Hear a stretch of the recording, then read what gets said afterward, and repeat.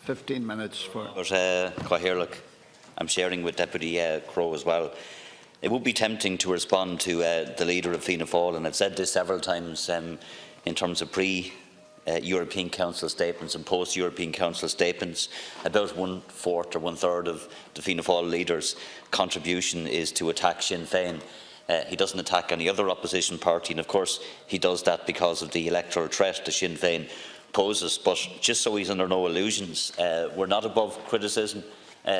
Dr. Martin, we welcome constructive advice from all quarters in this House, especially and including those who don't contest for elections in the North, but we still accept advice from those parties. And the leader of Fianna Fáil and indeed the Taoiseach need to understand, and I think the Taoiseach has a better read of it than the leader of Fianna Fáil has. None of this plays out well in the North. And everybody knows we don't have an executive and we don't have an assembly in the North. We did have a deal earlier this year. All of the parties except one signed up to. So you can't have a power-sharing administration if one of the main parties to form that government won't sign up to it and walked away from the deal. But of course that's not something that the leader of Fianna Fáil wants to accept. He wants to use this to score political points. But as I said, it makes no impact whatsoever on Sinn Féin's vote, North or South, and it only serves to alienate the leader of Fianna Fáil from nationalist people in the North. In fact, I think it's a source of irritation, I would say, for the leader of Fianna Fáil that a Fine Gael Taoiseach is seen as more popular in nationalist opinion in the North than the leader of Fianna Fáil, and that's a very peculiar position for a leader of Fianna Fáil to find himself in. Taoiseach.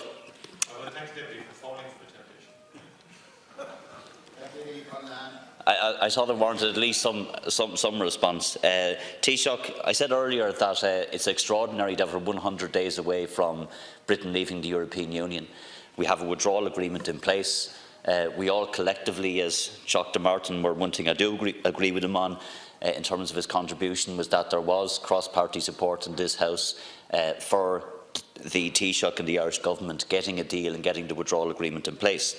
And that's very precious to us because it involves only the basic set of protections which are necessary to avoid a hardening of the border and protecting the Good Friday Agreement. But while that plan is on the table, the real threat of a no-Brexit scenario and a hard crash from Britain out of the European Union is increasingly becoming an option. Now, I still believe it's the least likely option, but it is an option, Taoiseach. And if it's an option, then we have to look at how prepared we are, how prepared Europe is to such a scenario. The European Commission's plans, as outlined today, shows the seriousness of this issue.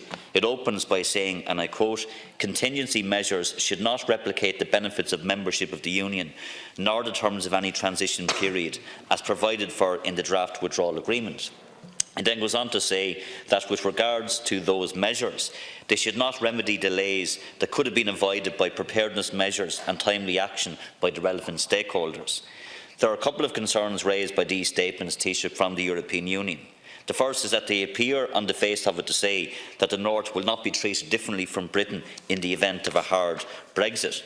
And the reason why I say this is because the EU goes on to say in its statements, and I quote, "The Commission reiterates its calls on Member States to remain united also as regards contingency action, refraining from bilateral arrangements that would be incompatible with EU law and which cannot achieve the same results as action at EU level."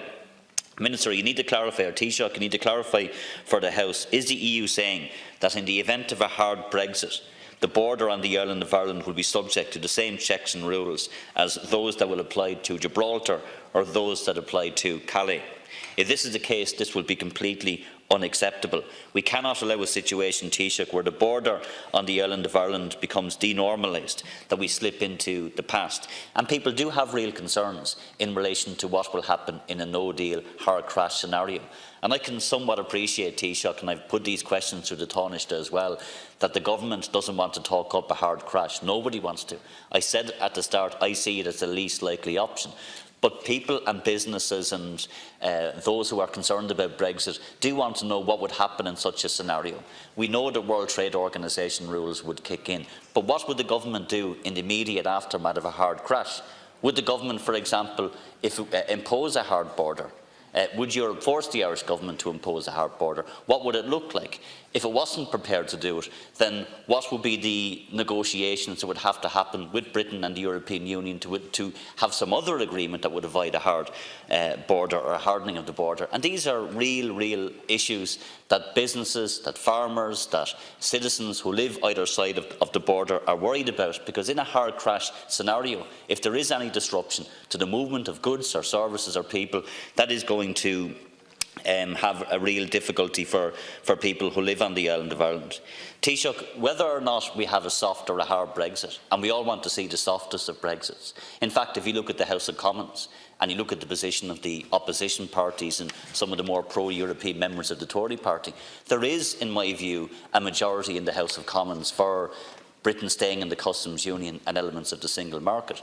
But they can't find some avenue to bring them all together to make that happen, which is why politics isn't working in Westminster and isn't working in Britain.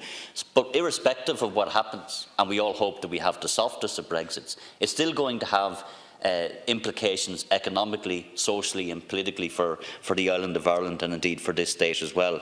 And previous speakers earlier, and we put these questions to you in respect of Taoiseach's questions, we have to look at how prepared we are in any Brexit scenario. We don't believe, Taoiseach, enough has been spent on capital investment. We don't, for example, have the rollout of the National Broadband Plan, which is stalled. We haven't built up our defences in relation to ports, roads, infrastructure generally. We gave the examples of Rossall Airport, which is losing a ferry. There is an argument, for example, of deepening the port itself to increase capacity, the same in Waterford Port. So there's a lot that could be done for the regions. And there are some regions, Taoiseach, that will feel the effects of Brexit irrespective of whether it's hard or soft. I, like Deputy Howland, come from the South East. We have a very strong agri-food sector.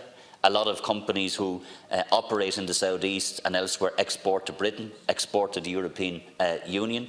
Many agri-food businesses, for example, they're already caught, already suffering because of currency fluctuations with where the exchange rate is between the euro and the pound at the moment. And there doesn't seem to be any plans that your government has put in place to support these businesses. Some of the loan schemes you've put in place, Taoiseach, there's been a very poor uptake, I think 9% on one of the schemes. It's inadequate. Businesses themselves are speaking with their feet on this one. It simply isn't happening. So there isn't, in my view, Taoiseach, a plan that we can see, a credible plan that we can see in the event of even a soft Brexit.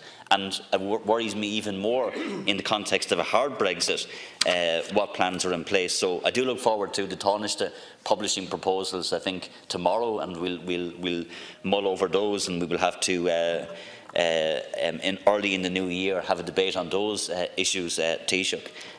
But I would appeal to you to listen to what the opposition is saying in relation to being prepared for a hard crash and for the prospect of that. It is something that people are very concerned about, and I'll pass over to my colleague, Dr. Crowe.